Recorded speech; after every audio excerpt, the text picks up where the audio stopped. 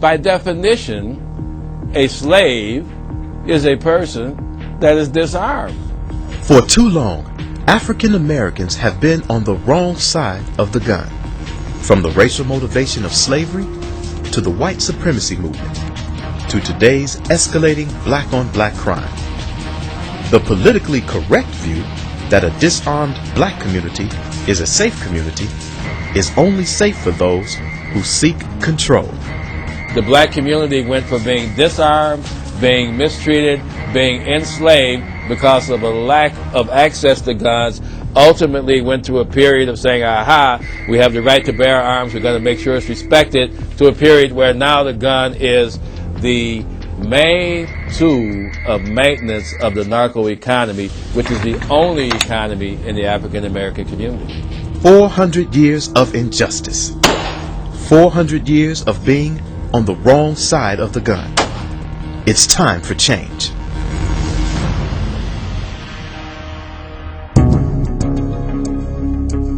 Why is the gangbanger who has the Saturday night special in his pocket given more rights than the average everyday citizen? Even though he was illegally armed, he has a right to defend himself, and you have not the ability to defend yourself. So if the law says that I can't buy a certain gun, that if I can't carry a gun a certain way, I abide by that because I'm law-abiding. But the criminals are the ones that carry, buy any type of guns that they want, and are empowered. The basic right of every American is the right to self-defense. Take away that right, and the individual is powerless. It's not unusual for America in its long history to disarm or seek to disarm undesirable populations. Gun control laws have kept African Americans in their place for hundreds of years.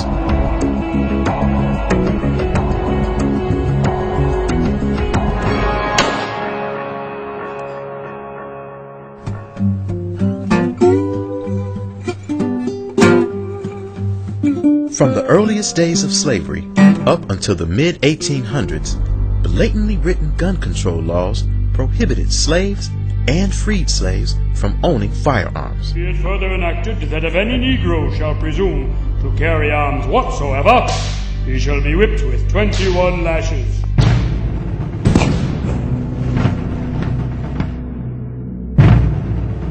With the passage of the Civil Rights Act of 1866, African Americans were given the right to bear arms.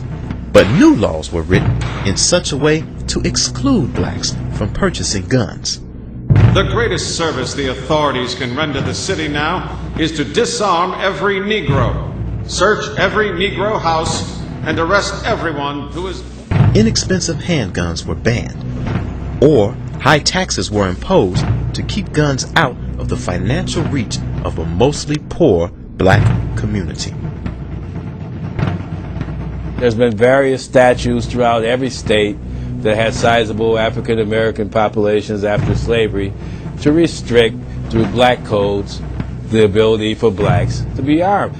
In 1941, Florida Supreme Court Justice Buford declared the original 1893 Florida Gun Control Act was passed with the purpose of disarming Negro laborers. The statute was never intended to be applied to the white population.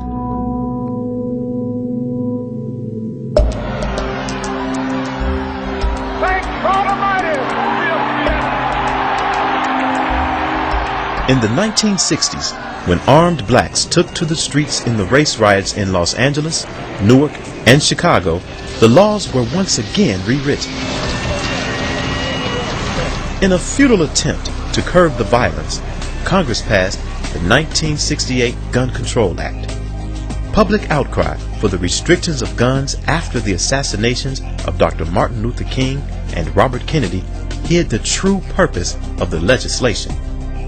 It was Robert Sherrill writing on the 1968 legislation who stated that it was really an attempt to restrict arms for black people. Championed by Senator Thomas Dodd and signed into law by President Johnson, the 68 Gun Control Act used shrewdly crafted language to give the authorities control to dictate who could and who could not own a firearm and what types of firearms Americans can own.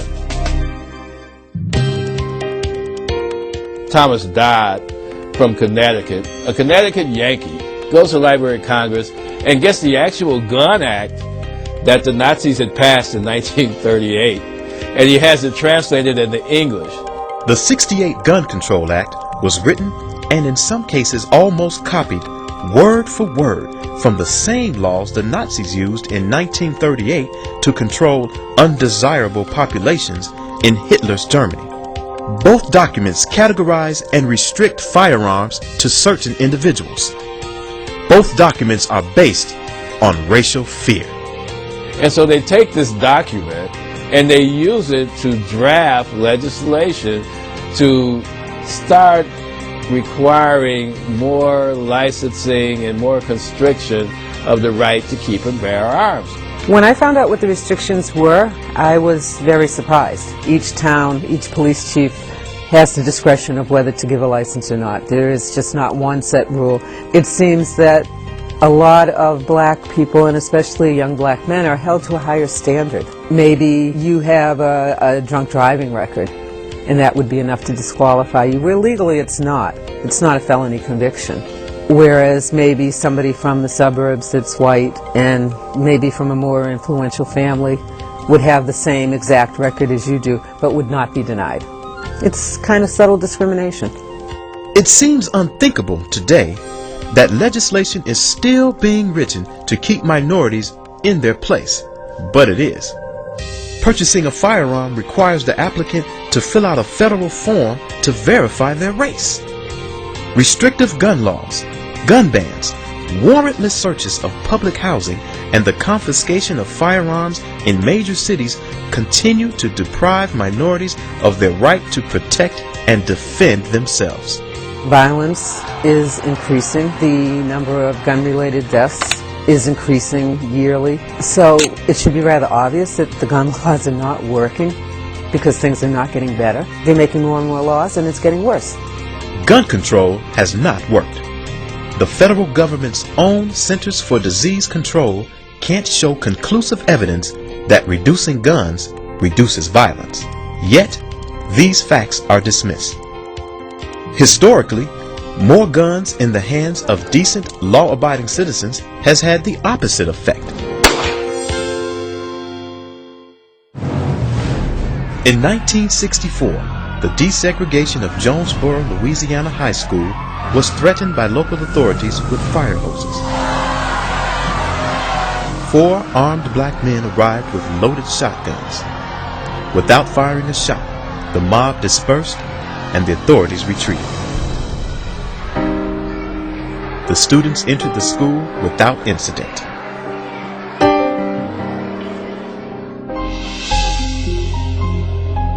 Those men were members of the Deacons for Defense, an armed citizens militia founded in Jonesboro, Louisiana. The Deacons were everyday citizens who by 1965 had organized into more than 50 chapters throughout the South in self-defense from the Ku Klux Klan. In 1964, down in Louisiana, there were all types of demonstrations going on by freedom riders.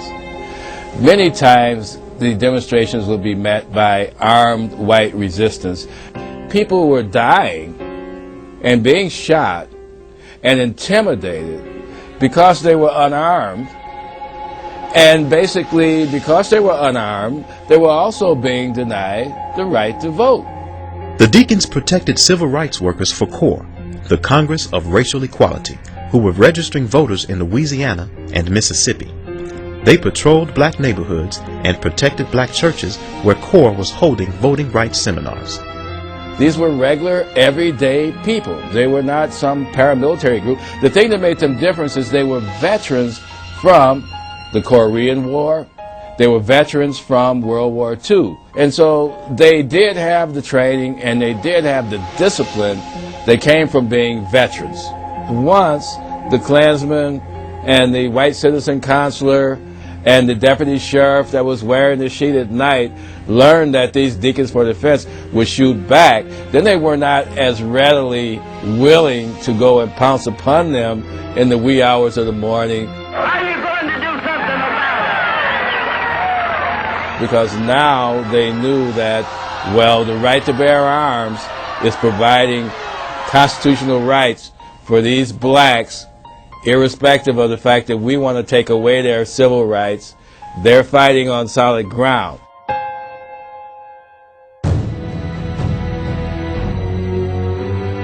The effectiveness of the Deacons in deterring violence was so great that Dr. Martin Luther King and Floyd McKissick of CORE hired the Deacons to protect the marchers from Klan aggression in the 1966 March Against Fear.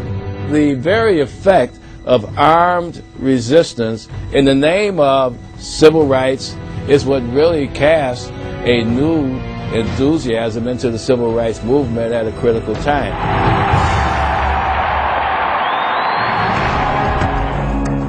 When the right to bear arms is put in the proper perspective historically, then people will see that the African American community having guns to protect themselves, not from crooked cops and police brutality, but from the culture of drugs and gangs because of a war going on due to the narco economy. And so until we address why are these people armed, why are they shooting, we're not going to be able to create an oasis of redevelopment in the inner cities of America. Inner city violence is directly related to the black market for illegal drugs, gangs, and drug dealers' turf wars. Today's war on drugs, like alcohol prohibition in the 1920s, share many similarities. Back then, gangsters and bootleggers took to the streets to protect their territories. Homicide rates skyrocketed at the beginning of Prohibition, then took a huge drop after its repeal. Homicide rates again spiked in the early 1970s when President Nixon declared America's war on drugs. More than 35 years later, homicide rates in America's inner cities fluctuate but continue to peak. We've got to stop the demonization of guns. We've got to encourage law-abiding citizens to arm themselves. And then we have to circulate that information throughout the high crime areas. Government published facts speak volumes on the effectiveness of armed citizens. According to the U.S. Bureau of Justice Statistics, 57% of polled felons agree criminals are more worried about meeting an armed victim than they are about running into the police. And, according to the U.S. Department of Justice, the probability of serious injury to women during an attack is 2.5 times greater when they are unarmed. If women were able to freely carry firearms, there would be less chance of somebody looking at them as a victim. There would be less crime committed against women because a criminal would have to question, is this woman armed?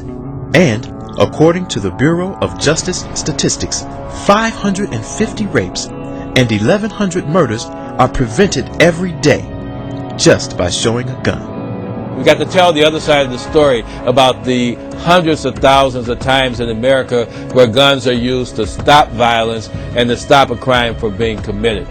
The police aren't there to protect us. They are there to enforce laws and to arrest criminals once they are criminals, once they have committed a crime. But they're not our personal bodyguards, so I have to do that for myself.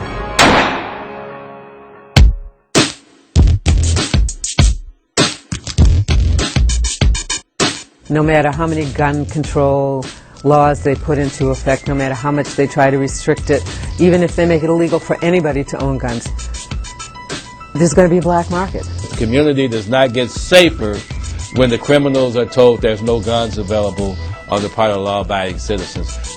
People are going to have access to firearms, and the ones that are going to have them are going to be the criminals.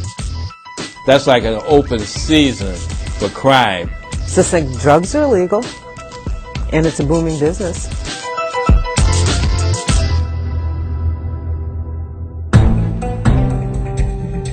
History has a habit of repeating itself. Now, As it was back then, politicians and community leaders wrongly claim less guns means less violence.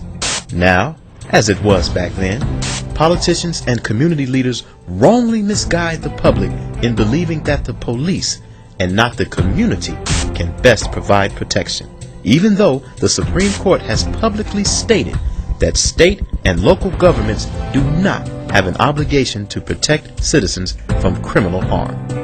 Guns are a convenient target that disingenuous civil rights leaders and politicians hide behind because they don't want to address the real problem, which is why are all the black youth dropping out of high school and getting guns.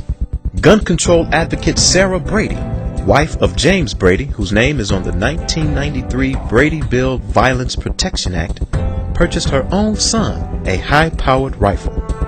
I think they're misguided, and I think it's a hot issue. We can always get a bunch of politicians, well, here's the mayor, here's the alderman, here's the state rep, here's the president of the Senate.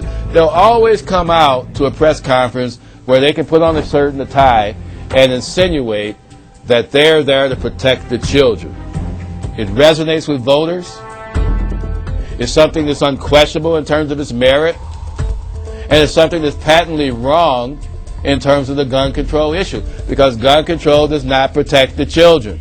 Fact is, a child up to the age of 14 is 4 times more likely to drown, 4 times more likely to die in a fire, and 13 times more likely to die in an auto collision than from a firearm accident.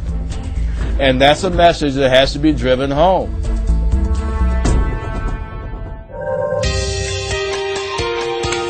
What we've got to do is create a solidarity for gun owners that are across the political spectrum, across the racial spectrum. I think that it's high time that blacks, whites, all Americans of goodwill realize that the sacred right to self-defense is at risk in America during the next 4 years in an Obama administration, with Eric Holder going in as Attorney General.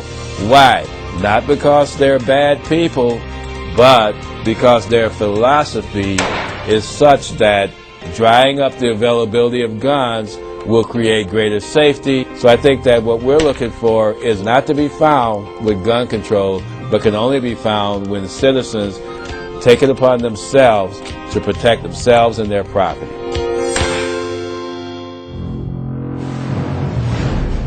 For too long, community leaders, ministers, and politicians have failed to reject the gun control lies. For too long, African Americans have lost control of our neighborhoods. For too long, African Americans have been denied the right to keep and bear arms. For too long, African Americans have been victims of criminals, drug dealers, and dangerous gun control policy. For too long, African Americans have been on the wrong side of the gun. We have to remain vigilant. We have to challenge the Congress when they try to bring about these new gun control laws, and we have to educate the African American community and other communities in America the racist roots of what gun control is really all about.